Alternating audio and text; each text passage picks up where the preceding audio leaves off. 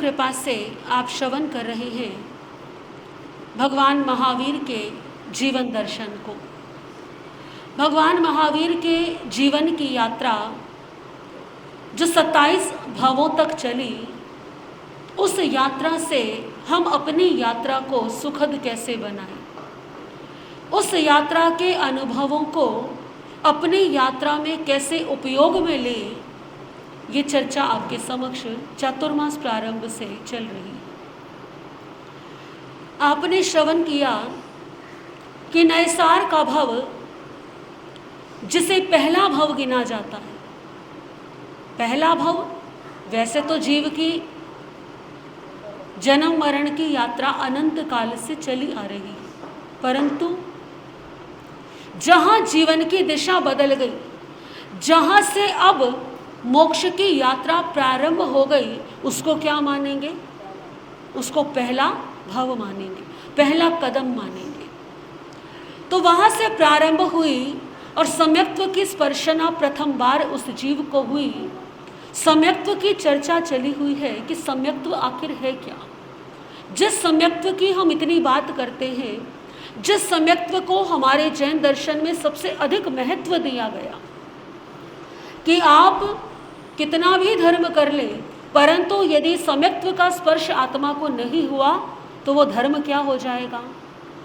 रखा रह जाएगा। और यदि सम्यक्त्व का स्पर्श हो गया तो भले ही धर्म थोड़ा किया हो, लेकिन आने वाले भवों में यात्रा क्या होगी? मार्गदर्शन हो जाएगा यात्रा का। तो 10 प्रकार का मिथ्यात्व बताया गया हमारे आगमों के अंदर कि मिथ्यात्व को समझें और उसको अपने जीवन से दूर करने का प्रयास करें ताकि सम्यक्त्व जीवन में आ पाए। प्रकाश को जीवन में लाने के लिए अंधकार को दूर करने की आवश्यकता है। कैसे दूर करेंगे? कोई दीपक जला दिया, या आज के समय में साधन है तो एक स्विच ऑन किया और क्या हो गई? रोशनी हो गई और अंधकार। ठीक उसी तरह से सम्यक्त्व और मिथ्यात्व भी है। ये सारे लक्षण जो आप सम्यक्त्व के मिथ्यात्व के सुन रहे हैं कि मिथ्यात्व क्या है, इसको पहचाने और सम्यक्त्व क्या है इसको जाने, और फिर सम्यक्त्व को जीवन में लाने का प्रयास करें तो मिथ्यात्व स्वतः ही भाग जाएगा, दूर हो जाएगा। कोई विशेष पुरुषार्थ तो नहीं करना।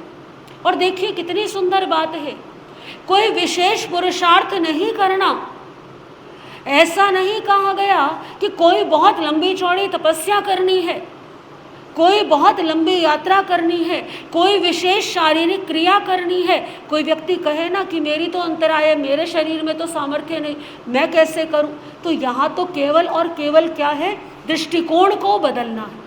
और दृष्टिकोण को तो कोई भी, एक बच्चा भी बदल सकता है, एक बुजुर्ग भी, एक 80 साल का वृद्ध भी बदल सकता है, एक युवा भी बदल सकता है। तो कोई भी अपने दृष्टिकोण को बदल सकता है। इसीलिए कहा जाता है कि धर्म करने की कोई उम्र नहीं।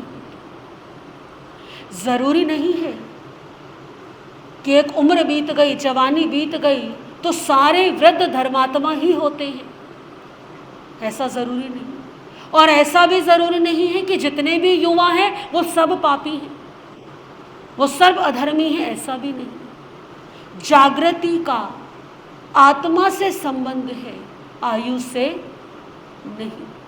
कभी कभी एक छोटा बालक भी जागृत हो सकता है और कभी कभी एक 80 साल का वृद्ध भी हो सकता है उसकी आत्मा जागृत ना हो।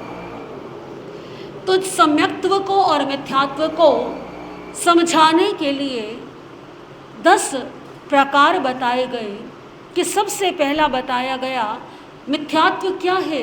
जीव को अजीव समझे। बोलेंगे एक बार, मिथ्यात्व है। अजीव को जीव समझे तो भी मिथ्यात्व है।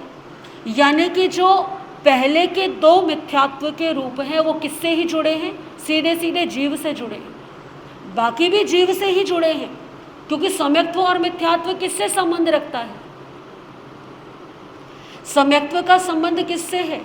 जीव से ही तो है ना, आत्मा से ही तो है। सम्यक्त्व शरीर का नहीं है, सम्यक्त्व किसी निर्जीव अजीव पदार्थ का भी नहीं है। ये सारे के सारे तत्व जो नव तत्व हैं, पुण्य पाप, जीव अजीव, पुण्य पाप, आश्रव संवर, बंध निर्जरा मोक्ष, ये सब किससे जुड़े हैं? ये सब जीव से जुड़े हैं। इसीलिए सबसे पहला स्थान किसका है नव तत्व में? जीव का स्थान है। इसीलिए मिथ्यात्व समझाने की बात आई तब भी सबसे पहले क्या कहा गया? जीव को अजीव समझे तो मिथ्यात्व। यानी जितनी भी जड़, जितनी भी चेतन वस्तुएं, जितना भी चेतन है, उस चेतना को जब हमने जड़ समझ लिया तो मिथ्यात्व। अजीव को जीव समझे तो मिथ्यात्व। जितनी भी पुद्गल हैं इस संसार में, पुद्गल निर्मित वस्तुएं हैं, संसारी वस्तुएं हैं जिनमें जान नहीं है, लेकिन इनको हमने क्या समझ लिया? इनको जीव समझ लिया, यानी कि इनको महत्व दिया, किसी के प्राणों को महत्व नहीं। जब हम लेशा का अध्ययन करते हैं तो कृष्ण लेशा भी क्या कहती है कि जब बुद्धि इतनी कुंठित हो जाए कि अपने लाभ के लिए किसी की कितनी भी हानि करनी पड़े, यही तो कृष्ण लेशा है, अशुभता ही तो है ये। और यहाँ पर भी मिथ्यात्व कहा गया कि जब आपकी दृष्टि में एक व्यक्ति है जिसके लिए धन कमाना, अब देखते हैं ना कि कितने मजदूर काम करते हैं खदानों में और भी ऐसे जगहों पर, तो जो मालिक होते हैं कई बार वो ऐसे प्रवृत्ति के होते हैं कि उनको सिर्फ अपने पैसे से मतलब है, उनको सिर्फ अपने काम से मतलब है। किसी की जान जाती है तो उन्हें उससे कोई तकलीफ नहीं होती। कोई मर भी जाए, सैकड़ों मजदूर कई बार मर जाते हैं, दब जाते हैं, लेकिन उन पर कोई फर्क ऐसा नहीं है कि काम नहीं करना। लेकिन दृष्टिकोण क्या है? व्यक्ति का अपना व्यक्तिगत दृष्टिकोण जो है वो निर्धारित करता है कि वो व्यक्ति सम्यक्त्वी है या मिथ्यात्वी है। तीसरा बताया, धर्म को अधर्म समझे तो मिथ्यात्व, और अधर्म को धर्म समझे तो भी मिथ्यात्व। अधर्म क्या है? वो सारी क्रियाएं जो हमारे स्वभाव के विपरीत हैं, वो सारी क्रियाएं जो आत्मा को पतन के मार्ग पर लेकर के जाती हैं, वो सब क्या है? अधर्म है। हिंसा करना क्या है?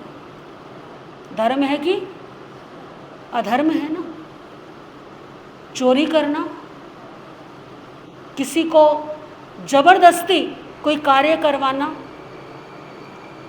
कई लोग सोचते हैं कि हम यदि बल प्रयोग करके किसी को, जिस मान्यता को मैं मानता हूँ उसी मान्यता को दूसरा भी माने, ऐसा जबरदस्ती करके यदि किया जाए तो ये भी अधर्म ही है, क्योंकि धर्म की पालना कभी भी जबरदस्ती नहीं हो सकती। अब देखिए हमारे तीर्थंकर, कितना बड़ा उदाहरण है इस बात का कि उनके चरणों में जब भी किसी आत्मा ने, किसी भव्य आत्मा ने निवेदन किया कि प्रभु मैं आपके चरणों में सर्व त्यागी होना चाहता हूँ, अणगार होना चाहता हूँ, दीक्षा लेना चाहता हूँ, तो भगवान ने क्या कहा? आहा सोहं देवानुप्रिया माँ परिबंधन करे, कि हे देवानुप्रिय, जैसा तुम्हारी आत्मा को सुख हो वैसा करो और शुभ कार्य में विलंब मत करो। ये बात कही। यहाँ तक कि वर्णन आता है ना मेघ मुनि का, मेघ कुमार मुनि, ज्ञाता धर्म कथांग सूत्र का प्रथम अध्ययन। कितना सुंदर दृष्टांत, कितनी सुंदर बात है ये। आज देखा जाए तो हम अपनी भावनाओं को दूसरों पर थोपने में लगे रहते हैं, हम अपनी विचारधारा को दूसरों से जबरदस्ती मनवाने पर लगे रहते हैं। पर मेघ कुमार मुनि घबरा गए कष्टों से। सुनी है ना आपने कथा? किस किसने सुनी? मेघ कुमार मुनि एक राजकुमार, राजा शैणिक के पुत्र, भगवान महावीर की वाणी सुनी, मन में भाव आए कि मैं दीक्षा लूं, मैं सब कुछ छोड़ दूं, माता पिता से कहा। माता पिता ने पहले तो आज्ञा नहीं दी, परंतु राजा शैणिक भी सौम्यत्वी थे, पुत्र को आज्ञा दे दी, भगवान के चरणों में दीक्षित हो गए। दीक्षा हो गई। दीक्षा लेना आसान है, परंतु उसको निभाना कठिन है। संयम ले लिया, सब अपने अपने घरों को चले गए, राजा रानी भी चले गए। अब कौन रह गए?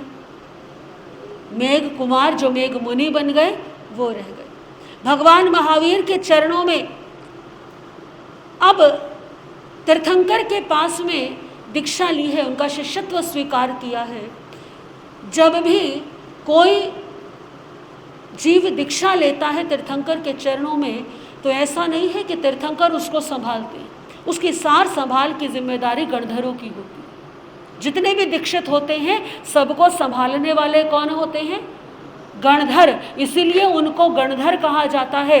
गण यानी कि समूह, धर यानी कि उसको धारण करने वाले, उसकी व्यवस्था को देखने वाले। ज्ञान दान सब गणधर प्रदान करते हैं। भगवान तो सूत्र रूप में उपदेश देते हैं। संयम की, क्रियाओं की, व्यवस्थाओं की, नियमों की, ये सब जानकारी गणधर देते हैं।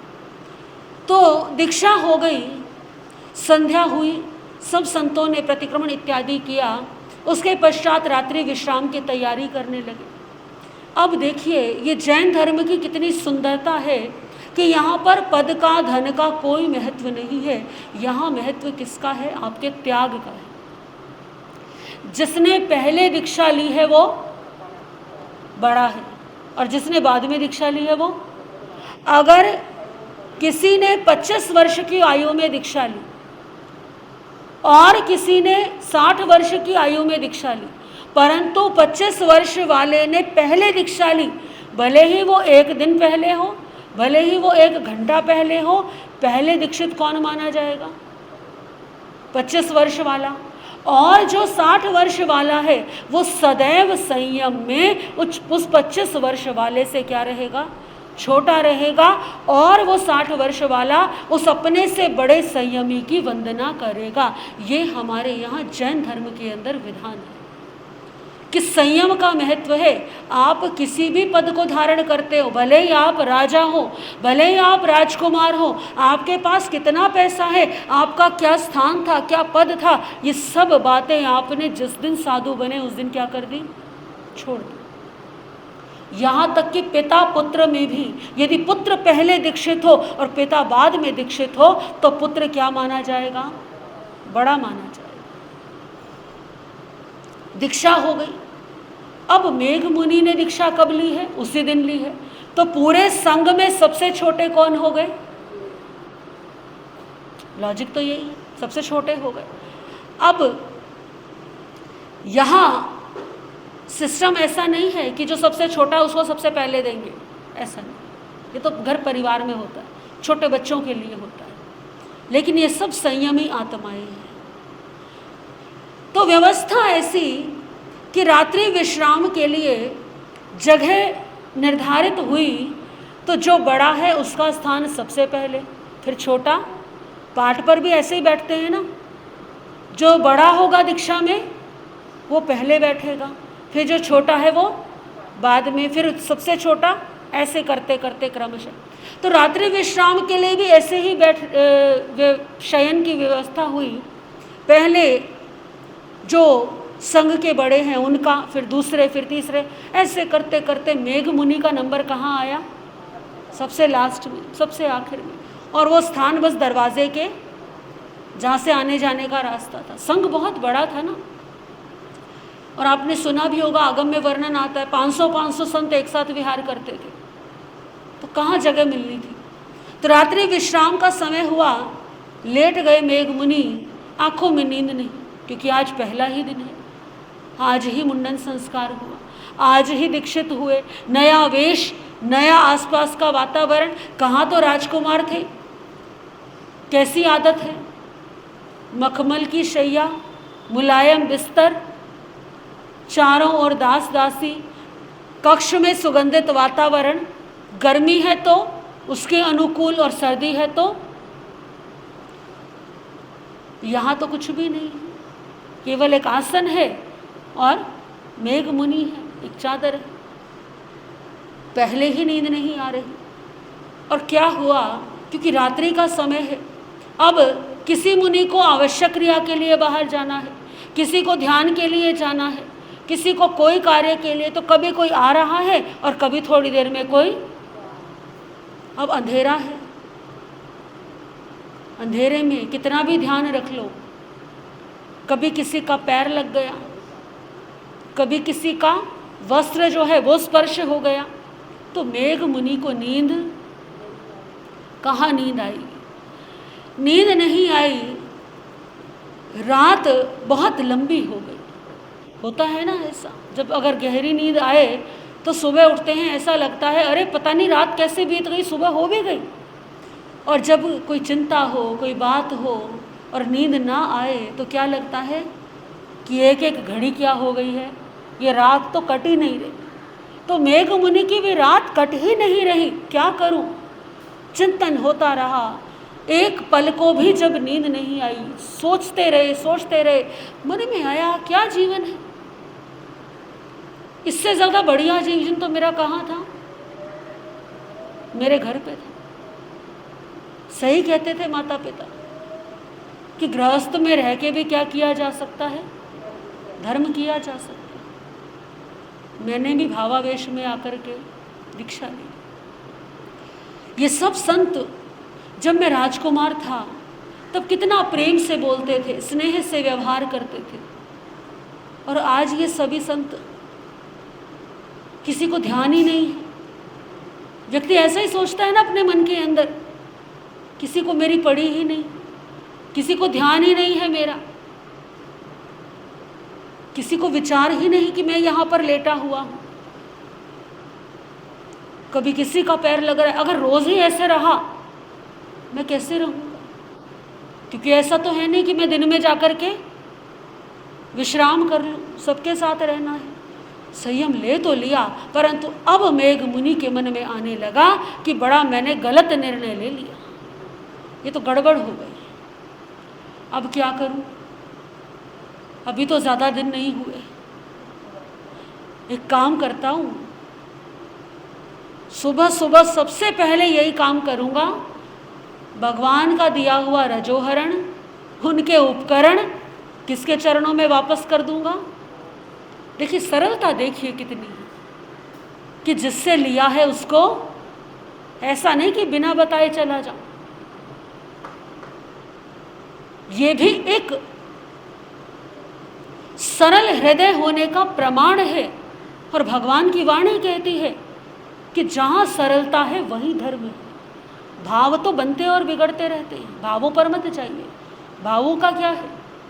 भाव तो अभी उत्कृष्ट हैं और अभी निकृष्ट हो जाएंगे, लेकिन यदि किसी जीव के भीतर में सरलता है, इतनी सरलता है, कितना सरल हृदय होगा ना मेघ मुनि का, कि सुबह उठते ही मैं सबसे पहले ये सारा सामान लेकर के जाऊंगा और भगवान को वापस, देखो भगवान जी मुझसे पालन, मुझसे नहीं, मैं जीवन भर नहीं निभा पाऊंगा, मैंने तो एक रात ही बड़ी मुश्किल से काटी। ऐसा विचार किया और विचार करते करते सुबह हो। जैसे ही सुबह हुई, सामान समेटा, अपने पात्रे समेटे, अपना आसन समेटा, रजोहरण लिया, चल पड़े भगवान के चरणों। ज्ञाता धर्म कथांग सूत्र में वर्णन आता है। ऐसा नहीं कि ये इसलिए बताया गया कि हम हंसे उड़ाए मेघ कुमार मुनि की कि कैसे भाव आ गए। हमारी स्थिति तो उससे भी ज्यादा खराब है। मेघ मुनि के मन में तो एक ही बार ये भाव आए, हमारे मन में तो पता नहीं कितनी बार आ जाते हैं। आते हैं ना, कोई नियम लिया और फिर मन में आता है अरे ये लेना तो नहीं चाहिए था, मजबूरी में अब निभाना तो पड़ेगा, या नियम तोड़ भी देते हैं कई लोग एक दो दिन पाल करके, अरे हमसे नहीं होता, कौन पाले। तो हमारी स्थिति तो मेघ मुनि से भी ज़्यादा क्या है, बहुत ज़्यादा ही खराब है। तो मेघ मुनि पहुँच गए भगवान के चरणों में, और भगवान के चरणों में जाकर के सबसे पहले वंदन नमस्कार किया। ऐसा नहीं कि अब भगवान के पास रहना नहीं तो विनय नहीं कर लिया, पूरी विनय भक्ति, श्रद्धा भाव पूरा है। ऐसा नहीं कह रहे कि साधु जीवन बेकार है। मेघ मुनि क्या सोच रहे हैं, मेरे बस की बात नहीं है। वंदना की, जैसे ही वंदना की भगवान के समक्ष अब सोच रहे हैं बोलूं तो कैसे बोलूं, क्योंकि इतनी बड़ी बात बोलना भी आसान नहीं। तो इतने में ही प्रभु कहते हैं कि मेघ मुनि, तुम्हारे मन में पिछली रात्रि ऐसा विचार आया, बता दी सारी बात भगवान ने, जो मन में आया था। मेघ मुनि ने आंखें नीचे की, क्योंकि कैसे आंखें ऊपर करे इतने उत्कृष्ट भावों के साथ। अभी तो 24 घंटे भी नहीं हुए, सुबह सुबह का समय है ना। पिछले दिन दोपहर आने पर दीक्षित हुए थे, अभी तो पूरा 24 घंटा भी नहीं बीता, और क्या भाव, क्या वापस लौटाने के लिए आ गए। तो आंखें नीची, हाँ प्रभु। और देखिए प्रभु की वाणी कितनी सरल, कितनी सहज वाणी। प्रभु ऐसा नहीं कहते कि मेघ मुनि तुम्हारे मन में ऐसे भाव आए। भगवान कहते हैं कि मेघ मुनि, क्या तुम्हारे मन में पिछली रात्रि को ऐसे भाव आए। यानी स्वीकार करने का मौका किसको दे रहे हैं, मेघ मुनि। अगर हम में से कोई हो तो हम कैसे पूछेंगे। पहली बात तो मन में कितना तिरस्कार का भाव आ जाएगा, आएगा ना मन में। सोचो कोई गलत कार्य किसी से हो गया, परिवार में किसी से कोई बहुत बड़ी भूल हो गई और परिवार का वो सदस्य सामने आ गया, हम कैसे पूछेंगे, अरे तुमने ऐसा कर दिया। ऐसे ही पूछते हैं ना, तुमने ऐसा कैसे कर दिया, तुमने तो नाम खराब कर दिया, तुमने तो इज्जत मिट्टी में। लोग क्या कहेंगे, दुनिया क्या कहेगी, समाज क्या कहेगा। लेकिन भगवान ऐसा नहीं कहते। ये व्यवहार है। परिवार के मुखिया को कैसा होना चाहिए, भगवान महावीर जैसा होना चाहिए। कितने प्रेम से प्रभु कहते हैं, कितने स्नेह से प्रभु कहते हैं कि मेघ मुनि, क्या तुम्हारे मन में पिछली रात्रि ऐसा भाव आया। हालांकि भगवान जानते हैं कि ऐसा भाव आया है, क्योंकि भगवान तो क्या है, सर्वज्ञ हैं, केवल ज्ञानी हैं। केवल ज्ञानी से क्या कोई बात छुपी रह सकती है। परंतु फिर भी ये स्वीकृति के लिए भगवान ने किस पे निर्णय छोड़ा है, मेघ मुनि पर। पहले जानना चाहते हैं प्रभु, यदि किसी जीव में अपनी भूल को स्वीकार करने की क्षमता है तो सुधार करने की भी क्षमता है, ये याद रखिएगा। यदि हमसे कोई भूल हो गई, पहली बात तो भूल हो गई, अब हम क्या करते हैं, अक्सर उस भूल पर पर्दा डालते हैं। हम सोचते हैं, कोशिश करते हैं कि उस भूल को क्या कर दें, ढक दें, दबा दें। लेकिन यदि अपने गुरु के समक्ष, प्रभु के समक्ष एकांत में अरिहंतों की साक्षी से हम अंतःकरण से ये स्वीकार करते हैं कि हाँ ये हमसे भूल, तो ये पहली सीढ़ी तो हमने पार। तो इसी कारण से प्रभु जो है पूछते हैं मेघ मुनि से कि क्या तुम्हारे मन में ऐसा भाव आया। यदि स्वीकार कर लिया मेघ मुनि ने कि हाँ मेरे मन में ऐसा भाव आया, इसका मतलब है सुधार की गुंजाइश। और जिसको स्वीकार ही नहीं करना,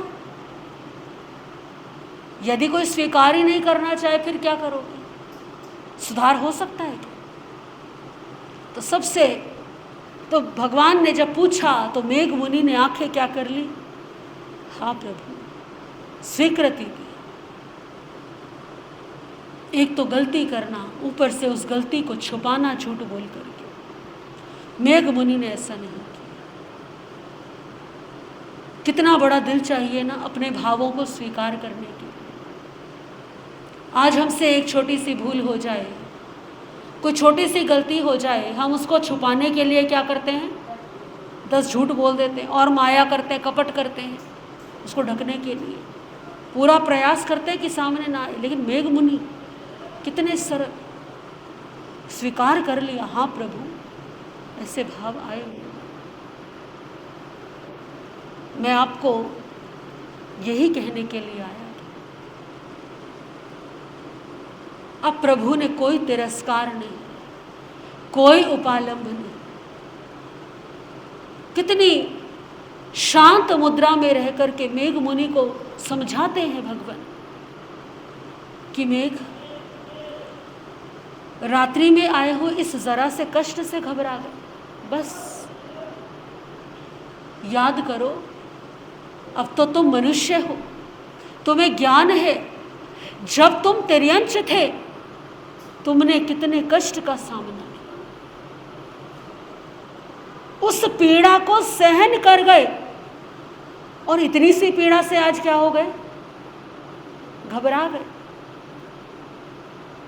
कोई उपालंब नहीं, कोई उलाहना नहीं, कोई फटकार नहीं, कोई कड़वे शब्द नहीं, केवल समझाने के लिए कि वो जो जीव भटकाव के मार्ग पर बढ़ा है वो सुधार के मार्ग पर चल पड़े।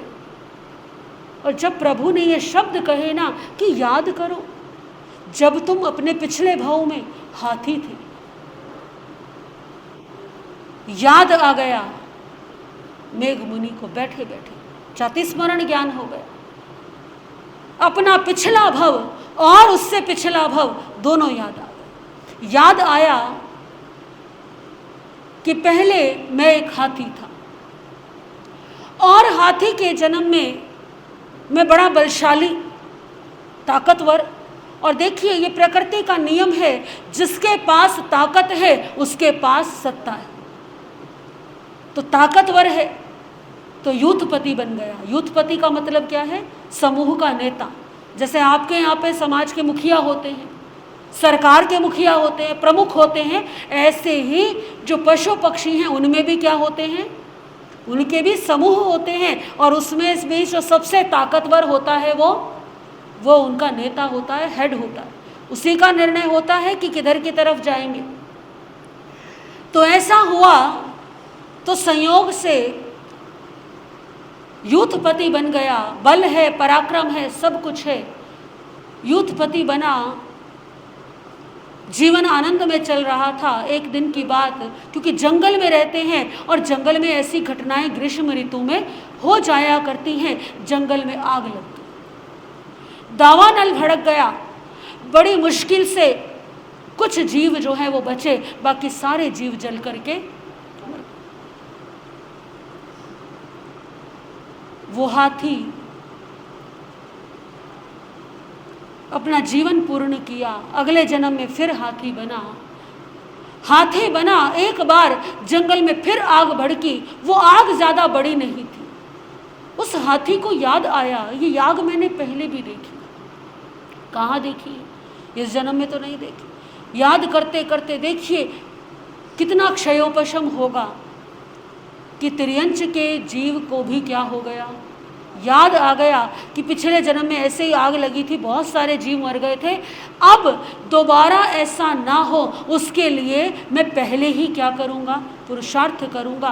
और उस बलवान हाथी ने, बलशाली हाथी ने जंगल में एक जगह, एक मैदान देखा। उस मैदान को पूरा साफ करने लगा। वर्षों लग गए, झाड़ियाँ उखाड़ करके फेंक दी, पूरा खुला मैदान, बहुत बड़ा विशाल मैदान तैयार कर लिया। मैदान तैयार हो गया। एक दिन की बात, जंगल में फिर आग लगी और वो जो हाथी था वो अपने पूरे के पूरे समूह को और बाकी पशु पक्षियों को भी संकेत दिया। सब दौड़ करके उस मैदान में पहुंच गए। और देखिए अकेला हाथी का समूह नहीं है, वहाँ पर जंगल के जितने भी जानवर थे सारे के सारे आ गए। कितनी जीव दया, कितना पुण्य उपार्जित कर लिया ना एक हाथी के भाव में, कितने जीवों की रक्षा हो गई। सारे के सारे आ गए। अब पक्षी जो हैं वो पशुओं के ऊपर बैठे, क्योंकि पेड़ तो बचे नहीं, पेड़ों में तो आग लगी हुई है। छोटे छोटे जो पशु हैं जिसको जहाँ जगह मिली सब एडजस्ट हो गए। अब हाथी, सब जीव अपनी शत्रुता भूल करके सब एक जगह पर डर के मारे खड़े हुए, क्योंकि जान बचेगी तो भोजन भी मिल जाएगा, लेकिन यहाँ तो सबसे पहले जान बचनी ज़रूरी है। आग लगी हुई है, पूरा मैदान भर गया। हाथी भी खड़ा हुआ था एक स्थान पर, खुजली हुई तो एक पैर ज़रा सा ऊपर उठाया, पैर ऊपर उठाया। जितनी देर में पैर ऊपर उठाया, जगह कम थी ना, तो एक छोटा सा खरगोश जो है वहाँ आकर के उस खाली जगह में बैठ गए। अब पैर नीचे रखने लगा हाथी, तो पता चला नीचे तो कौन आ गया, जगह ही नहीं है कि इधर उधर हो जाए। वो ना ऐसा स्थान है कि वो खरगोश ऊपर जा सके, हाथी के ऊपर ही बैठ जाए, कुछ भी नहीं हो सकता था। कोई बात नहीं, अब पैर नीचे रखे तो क्या हो जाएगा ये खरगोश।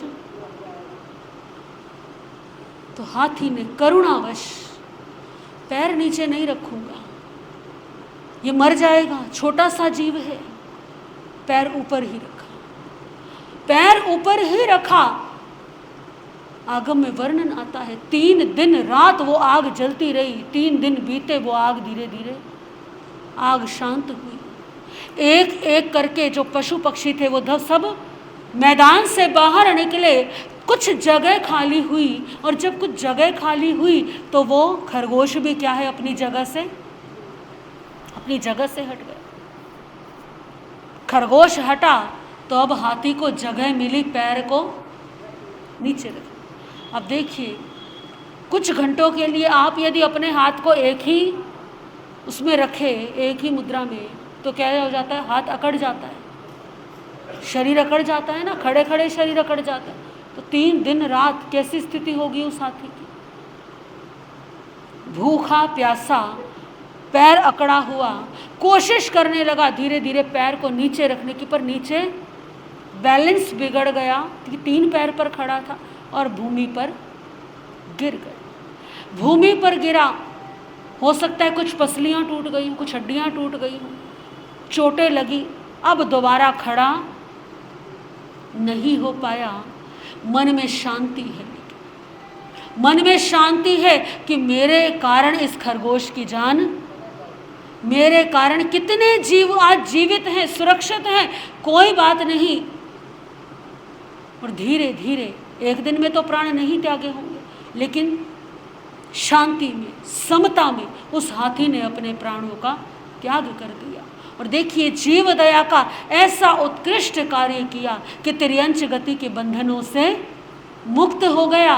राजा शैणिक के यहाँ पर क्या बन गया, राजकुमार बन गया। याद आ गया सब कुछ मेघमुनि को। सोचते हैं मेघमुनि, जिस दया से, जिस करुणा से मेरे इतने पाप कर्म नष्ट हो गए कि मुझे कैसा जीवन मिल गया, राजसी सुखों का जीवन मिल गया।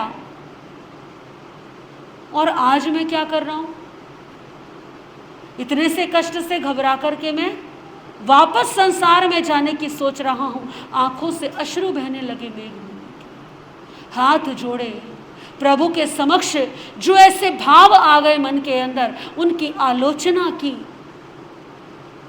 आलोचना करते हैं ना हम सभी, जब प्रतिक्रमण करते हैं तो क्या करते हैं, उसमें आलोचना ही तो करते हैं। प्रतिक्रमण क्या है कि जहाँ जहाँ हमने नियमों का अपने जीवन में अतिक्रमण किया है, वहाँ से वापस लौट करके आ जाए। प्रतिक्रमण, लौट करके आना। तो लौट आए मेघमुनि, शरीर से तो वही वेश में है, लेकिन किससे लौट आए, भावों से वापस लौट आए। भाव पुनः स्थिर हुए, प्रभु के समक्ष आलोचना की, प्रायश्चित किया और पुनः संयम में स्थिर हो। तो धर्म क्या है, जहाँ दया है, जहाँ करुणा है, जहाँ अहिंसा है, वहाँ धर्म है। धर्म का मतलब ये नहीं केवल जैन धर्म ही धर्म है। जिस भी जगह पर, जिस भी स्थान पर, क्योंकि हर व्यक्ति को लगता है मैं धर्मात्मा हूँ, लगता है ना। ये आप किसी भी धर्म के व्यक्ति से पूछ लीजिए, वो यही कहेगा ना कि मेरे धर्म से बड़ा कोई धर्म, ऐसा ही है। किसी से भी पूछ लीजिए, उसके अनुसार वही सबसे बड़ा धर्म है। लेकिन भगवान महावीर कहते हैं, 10वें कालिक सूत्र की प्रथम अध्ययन की जो प्रथम गाथा है, उसकी प्रथम पंक्ति, धम्मो मंगल मुकीठम अहिंसा संयमो तम। धर्म सब मंगलों में उत्कृष्ट मंगल है। हम मंगल गिनते हैं ना, कोई जल को मंगल मानता है कि पानी का कलश लेके गृह प्रवेश करो, कोई अग्नि को मंगल मानता है, कहते हैं कि अग्नि की साक्षी में जो है ये कार्य होना चाहिए, प्रण लेना चाहिए जो भी कार्य करने हैं। कोई देवताओं को मंगल मानता है, लेकिन हमारा जैन धर्म क्या कहता है? धर्म सब मंगलों में उत्कृष्ट मंगल है। कौन सा धर्म? अहिंसा संयमो तवो। अहिंसा, संयम और तप से परिपूर्ण धर्म ही धर्म है। ये याद रखिएगा। जिस धर्म में अहिंसा है, अहिंसा का मतलब क्या है कि हमें किसी की हिंसा नहीं करनी, यहां तक कि धर्म के लिए भी हिंसा नहीं करनी। ऐसा नहीं कि किसी को जबरदस्ती व्रत करवा दिया। कई लोग करते हैं ना ऐसे, जबरदस्ती प्रेरणा देंगे, नहीं तुम्हें व्रत करना ही है। प्रेरणा देना, किसी के भाव बढ़ाना अलग है, लेकिन जबरदस्ती करना। देखो सब व्रत कर रहे हैं और तुम एक व्रत नहीं करोगे, कैसा लगेगा? जबरदस्ती क्या करवाना? कोई भी किसी को जबरदस्ती धर्म का पालन नहीं करा सकता। आप जबरदस्ती किसी को मुपट्टी तो लगवा सकते हैं मुपट्टी, ये मैं मानती हूँ। आपने किसी को जबरदस्ती की, लालच दिया, आपने मुपट्टी लगवा दी, आपने उसके हाथ में माला दे दी, आप उसको जो है प्रवचन में ले आए, यहाँ तक आप कर सकते हैं, लेकिन धर्म का पालन कहाँ से होगा? आता है ना वर्णन राजा श्रेणिक का। राजा श्रेणिक को नरक के बंधन से बचने के लिए जो उपाय बताए थे भगवान ने, विस्तार में चर्चा फिर कभी करेंगे। भगवान ने क्या कहा कि तुम्हारी जो दासी है, जो तुम्हारे घर राजमहल में अमुक दासी है, वो दासी यदि दान कर दे, वो दासी यदि दान कर दे तो तुम क्या हो जाओगे? नरक के बंधन से छूट जाओगे। कई लोग प्रश्न करते हैं यहाँ पर कि महाराज श्री जी क्या ऐसा होता है वास्तव में, किसी दूसरे के दान करने से किसी का नरक का बंधन छूट जाए? तो ऐसा नहीं। प्रत्येक जीव अपने ही कर्मों का फल क्या है? ये क्यों कहा भगवान ने? ये इसलिए कहा भगवान ने ताकि राजा श्रेणिक को ये समझ आ जाए कि जब तक जीव स्वयं नहीं करेगा तब तक उसका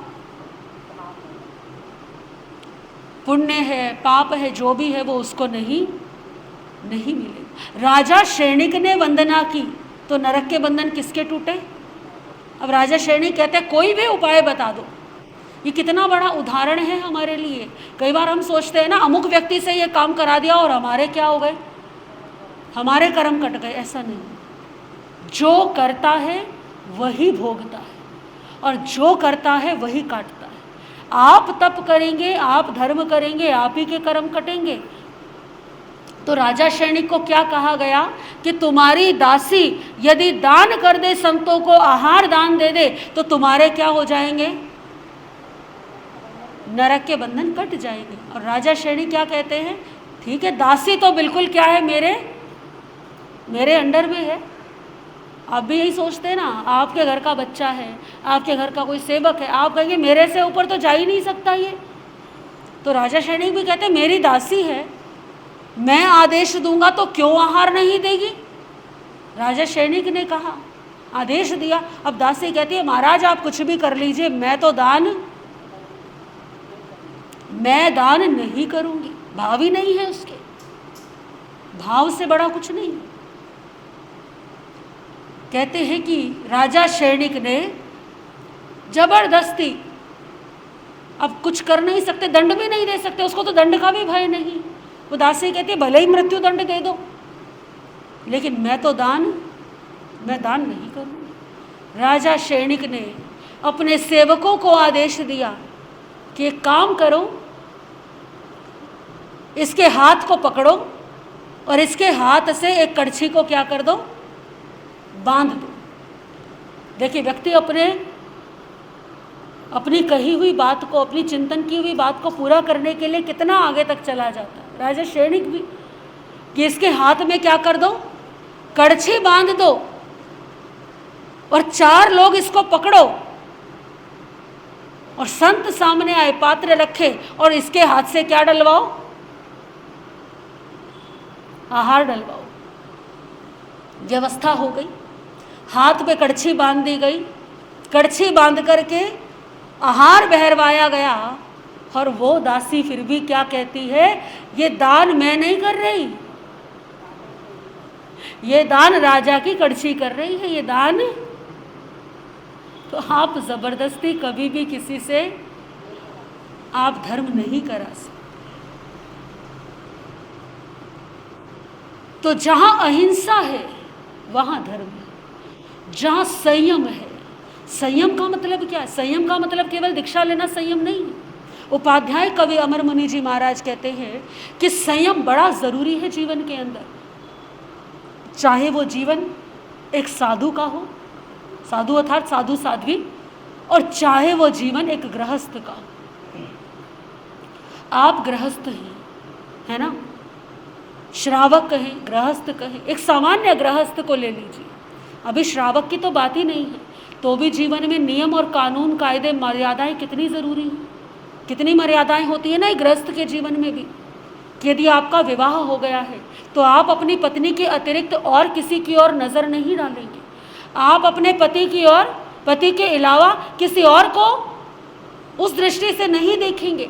आपका परिवार है तो आप अपने उस परिवार का पालन पोषण करेंगे। आपके परिवार की, आपके कुल की, आपके समाज की कुछ मर्यादाएं हैं, उनका आप पालन करते हैं। तो एक सामान्य गृहस्थ के जीवन में भी कितने क्या होती हैं, मर्यादा ज़रूरी है। अगर मर्यादा ना हो तो मनुष्य में और पशु में फिर क्या ही फर्क है, फर्क रहेगा कुछ? मनुष्य क्यों ऊपर है? क्योंकि उसने अपने कुछ नियम बनाए हैं, कुछ मर्यादाएं बनाई हैं, कुछ व्यवस्थाएं बनाई हैं। तो एक श्रावक का जीवन जो है, एक श्रावक के लिए भगवान महावीर कहते हैं कि 12 अणुव्रत, और साधु के लिए क्या कहा गया, कितने महाव्रत? 5 महाव्रत। तो 5 महाव्रत और श्रावक के 12 अणुव्रत, इनमें एक गृहस्थ को और एक साधु के जीवन को मर्यादाओं से बांधा गया। एक श्रावक भी आत्मा का कल्याण कर सकता है यदि वो इन 12 अणुव्रतों का पालन करता है। तो संयम यानी कि मर्यादा, संयम यानी कि आत्मा पर नियंत्रण। तो ये संयम बड़ा आवश्यक है। जहाँ संयम है वहाँ धर्म है, और जहाँ संयम नहीं है वहाँ हो सकता है क्या धर्म? नहीं हो सकता। फिर आया तप, कि तप जहाँ पर है, तप का मतलब केवल ये नहीं है कि भूखे रहना तप है। 12 प्रकार के तप आते हैं, उनमें से 6 आभ्यंतर तप और 6 बाह्य तप। 6 तप जो शरीर से जुड़े हैं और 6 तप जो आत्मा से जुड़े हैं। सेवा करना भी तप है, अपने गुरुजनों की सेवा करना भी तप है, स्वाध्याय करना भी क्या है, तप है, ध्यान करना भी तप है, और विनय करना, विनय यानी कि वंदना करना भी क्या है, तप है। तो ये तप के इतने सारे प्रकार हैं। तो जहाँ अहिंसा है, जहाँ संयम है और जहाँ तप है, वहीं पर क्या है, वहीं पर धर्म है। तो धर्म को अधर्म समझना ये मिथ्यात्व है। और जहाँ पर हिंसा है, जहाँ कोई मर्यादा नहीं है, जहाँ पर तप भी नहीं है, वो सब क्या है, अधर्म है। तो जब हमने अहिंसा का पालन किया तब हमने अधर्म को क्या मान लिया, धर्म मान लिया। ये भी मिथ्यात्व है। साधु को असाधु और असाधु को साधु। अब साधु कौन है? जिनके पास में 5 महाव्रत। कौन कौन से? अहिंसा महाव्रत, अहिंसा का पालन करना, सत्य महाव्रत, अचौर्य महाव्रत यानी कि बिना दी हुई वस्तु नहीं लेनी, अस्तेय भी कहते अचौर्य। उसके बाद ब्रह्मचर्य महाव्रत यानी कि जीवन भर किसका त्याग है, ब्रह्मचर्य का पालन करना है। फिर अपरिग्रह यानी कि जो संयम जीवन के उपयोगी उपकरण अपने पास में रखने हैं उनके प्रति भी आसक्ति भाव नहीं रखना। अपने उपयोगी उपकरण है इस भाव से उनको प्रयोग करना, उसके अतिरिक्त आसक्ति भाव नहीं रखना। ये साधु जीवन। अब यदि हमने किसी साधु को असाधु मान लिया तो हम क्या हो गए? मिथ्यात्वी हो गए। और असाधु को साधु मान लिया तो भी मिथ्यात्वी हो गए। तो हमारा धर्म क्या कहता है कि अरिहंत हमारे देव हैं और गुरु हमारे कौन हैं? कौन है हमारे गुरु? जितने भी पंच महाव्रतधारी साधु साध्वी जी महाराज हैं वो हमारे कौन होते हैं? गुरु होते हैं। 5 महाव्रतों की बात आई है यहाँ पर, कोई संप्रदाय की बात नहीं आई। यहाँ पर कोई ये बात नहीं आई है कि जिसने कौन से आचरण का पालन किया। जिसने ये 5 महाव्रत अपना लिए जीवन के अंदर वो क्या है? वो साधु है। और जिसके जीवन में ये 5 महाव्रत नहीं है, अब देखिए कई बार ऐसा होता है व्यक्ति जो है भटक जाता है और किसी ऐसे व्यक्ति को साधु मानने लग जाता है जिसके जीवन में ये 5 महाव्रत नहीं होते। और आज प्रचलन भी ऐसा ही है। भले ही किसी ने विवाह कर लिया हो, भले ही किसी का पूरा घर परिवार हो, संसार हो, कुछ धर्म का उपदेश देने लगे, लोग उनको क्या कहने लग जाते हैं? साधु कहने लग जाते हैं। वो साधु नहीं, साधु वो है जो 5 महाव्रत का पालन करता है, भले ही किसी भी रूप में करे, परंतु ये 5 जो हैं, ये 5 मर्यादाएं हैं। असाधु को साधु समझे तो भी क्या है? मिथ्यात्व है।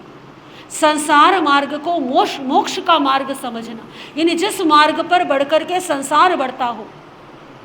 संसार मार्ग कौन सा है? जिसमें हिंसा है, जिसमें पाप है, ये संसार मार्ग है। संसार मार्ग को यदि मोक्ष का मार्ग समझ लिया हमने तो भी हम गलत मार्ग पर हैं, मिथ्यात्वी हैं।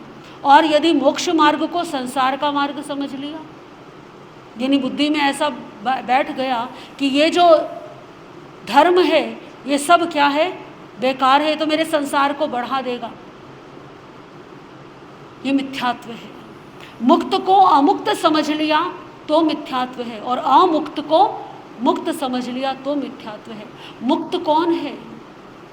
जो केवल ज्ञानी है, जो इच्छाओं से मुक्त हो गए, जिससे 4 कर्म नष्ट हो गए, 8 कर्म नष्ट हो गए, 8 कर्म नष्ट जिनके हो गए वो मुक्त हैं। लेकिन कभी कभी हम भावावेश में आकर के, जैसे कि एक शब्द आता है भावावेश में आकर के, आजकल वो शब्द बहुत प्रयोग होने लगा है कि किसी साधारण मनुष्य का हो तो भी हम कहते हैं, तो भी लोग अक्सर ऐसा कहने लग जाते हैं अवतरण हुआ है, इनको अवतरण दिवस की बधाई। अवतरण किसका होता है? सामान्य जीव का अवतरण नहीं होता। उसी प्रकार से किसी सामान्य व्यक्ति की जन्म जयंती है, परंतु कई बार जो है भावावेश में आकर के लोग श्रद्धा के अतिरेक में आकर के कहने लग जाते हैं कि इनका तो कल्याणक है। तो नहीं कहते। मुक्त को मुक्त समझना और अमुक्त को अमुक्त समझना, यानी जो निर्वाण को प्राप्त हो गए, जो वास्तव में सिद्ध बुद्ध मुक्त हो गए, उनका स्थान अलग है। और जो अभी मुक्त नहीं हुए, अपने भावों के अतिरेक में हमें ऐसा नहीं कहना या नहीं समझना। तो ये सम्यक्त्व है। जीव को जीव समझे तो सम्यक्त्व, अजीव को अजीव समझे तो सम्यक्त्व, धर्म को धर्म और अधर्म को अधर्म, साधु को साधु और असाधु को असाधु, संसार मार्ग को संसार मार्ग और मोक्ष मार्ग को मोक्ष मार्ग, मुक्त को मुक्त और अमुक्त को मुक्त। यही तो 10 प्रकार हैं, यही वो 10 प्रकार हैं जिनसे सम्यक्त्व हो। तो सम्यक्त्व क्या है? जो जैसा है उसको उसी रूप में स्वीकार करना, समझना, यही सम्यक्त्व है। कितना आसान है ना। सिर्फ अपनी सोच को क्या करना है? बदलना है। तो नैसार ने अपने पूरे जीवन सम्यक्त्व का पालन किया और आयुष्य को पूर्ण करके 100 धर्म कल्प में देव हुआ। अभी इस यात्रा में क्या आ गया? उत्थान आ गया। कहाँ चला गया?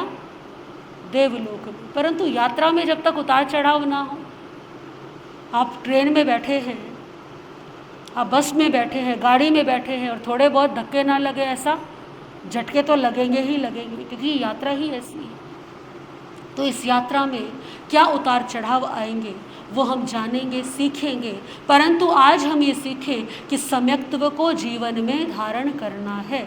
हमारे जीवन का सबसे पहला लक्ष्य ही यही होना चाहिए एक कागज़ पर लिख करके अपने घर में एक जगह पर लगा दीजिए, ताकि आपकी नज़र बार बार पड़े इस पर और आप बार बार सम्यक्ति होने के मार्ग पर बढ़ें। क्योंकि हमारे जीवन का जो धर्म पालने का जो मुख्य लक्ष्य है वो क्या है?